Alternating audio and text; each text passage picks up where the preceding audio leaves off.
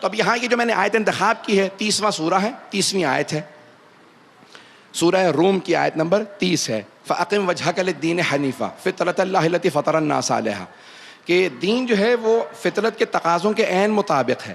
ایسا نہیں ہو سکتا کہ اللہ کہے کرو اور فطرت کہے نہ کرو. اگر ٹکراؤ ہوتا تو کبھی دین حق نہ ہوتا. عزیزان گرامی، اب وہ جو امام حسین کے زمانے میں تھے نا، جو ساتھ نہیں دے رہے تھے، ایسا نہیں تھا کہ ان کے اندر سے آواز نہیں آ رہی تھی کہ حسین حق پہ ہیں. آواز آ رہی تھی لیکن وہ اس آواز کو دبا رہے تھے. ارے نہ، مجھے مجبور نہ کرو حسین کے راستے پہ جانے کے لیے، اس راستے کے اندر موت ہے. لیکن اندر سے آواز آ رہی تھی ایسی موت ہے کہ جس کے نتیجے میں بہشت ہے. پتہ نہیں لوگ ہیں یا نہیں ہیں. آج بھی بہت سے ایسے لوگ ہوتے ہیں جو مثال کے طور پہ بچے کہتے ہیں بابا ظلم ہو رہا ہے، کہتے ہیں ہمارے سے کیا تعلق ہے، ہم کیوں بولیں، ظلم ہو رہا ہے تو دوسرے لوگ بولیں. عزیزان گرامی، یہ خاموش رہنا یہ انسان کو کئی مرتبہ کچھ نہ کہنے سے بھی چھن جاتا ہے اعجاز سخن. کچھ نہ کہنے سے بھی چھن جاتا ہے اعجاز سخن. چپ رہنے سے بھی ظالم کی مدد ہوتی ہے. چپ رہنے سے بھی ظالم کی مدد ہوتی ہے. تو کئی مرتبہ یہ چپ رہنا جو ہے نا وہ انسان کو بعض اوقات ظالم کا ساتھی بنا دیتا ہے. تو خاموش نہ رہیے عزیزان گرامی. یہ ہے دین پہ راستے پہ انتخاب کرنا فطرت کے تقاضوں کے مطابق ہے. آئیے ذرا میں فطرت کو تھوڑا سا پیش کر دوں کہ فطرت کے تقاضوں کے عین مطابق ہے. پورا کا پورا دین عین مطابق ہے. میں نے جتنی مثالیں پیش کی ہیں، انتخاب اب آپ کا کام ہے، راستہ آپ نے انتخاب کرنا. میں نے انتخاب آپ کو پیش کیا ہے نا، انتخاب اب آپ کے کام کہ آپ نماز کا انتخاب کرتے ہیں بے نمازی کا. آپ نماز پڑھ سکتے ہیں.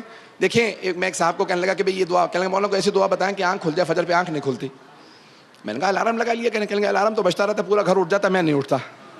تو میں نے ان سے کہا بھئی یہ سورہ بقرہ کی آخری 2 آیات ہیں، حدیث میں ہے آمن الرسول بما انزل الیہ من ربہ والمؤمنون کلهم. یہ 2 آیات جو پڑھ کے سوئے گا، سورہ بقرہ کی آخری 2 آیات، اس کی فجر پہ بغیر کسی سہارے کے آنکھ کھل جائے گی. میں نے کہا لیکن ایک شرط ہے، آنکھ کھل جائے گی، اب کمبل اٹھانا آپ کا کام ہے. پتہ نہیں پہنچ رہے. وہ انسان کی آنکھ کھل کے پھر بھی کانوں پہ کمبل دے کے آنکھوں پہ کمبل رکھ کے سو جائے تو اور چیز. عزیزان گرامی، یہ انسان اپنے آپ کو دھوکہ نہ دے.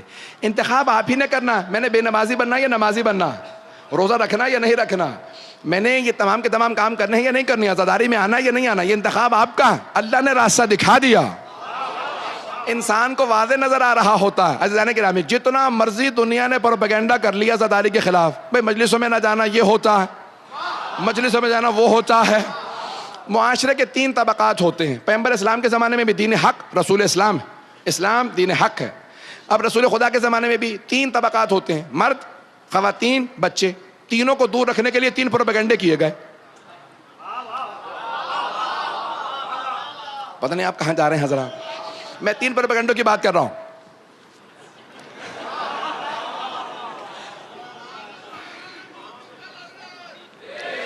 توجہ میرے ساتھ رکھیے گا، پتہ نہیں آپ کہاں پہنچ رہے ہیں حضرات.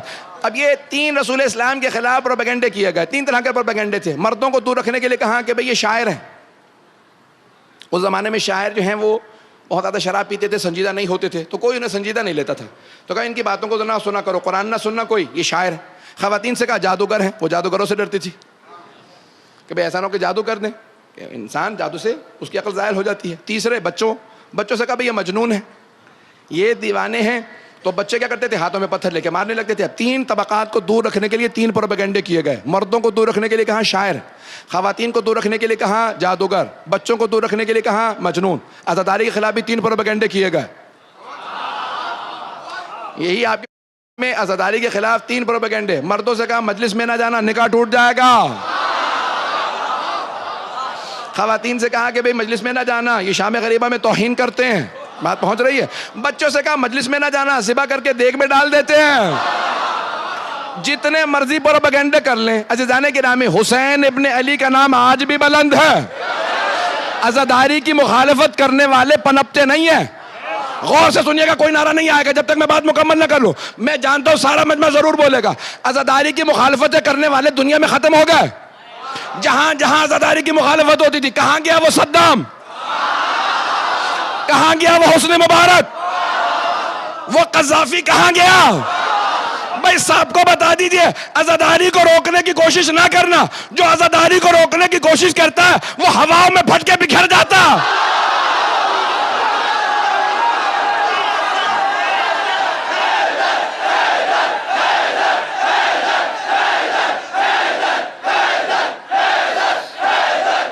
اسلام دین فطرت ہے. رونا فطرت کا تقاضا ہے. بچہ دنیا میں پیدا ہوتا ہے تو روتے ہوئے پیدا ہوتا ہے. پتہ نہیں لوگ ہیں یا نہیں ہیں. اور اگر نہیں نہ روتا تو ڈاکٹر کہتا ہے سینے پہ ہاتھ مارو, ایسا نہ ہو اس کا دل بند ہو گیا ہو. عزیزان گرامی, یہ انسان پیدا ہی ہوتا ہے تو فطرت کے تقاضوں کے عین مطابق پیدا ہوتا ہے. روتا ہوا پیدا ہوتا ہے, روتا ہوا جاتا ہے. پیدا بھی ہوتا ہے روتے ہوئے, جاتا بھی ہے تو روتے ہوئے. تو باقی زندگی میں رونا بدعت کیسے؟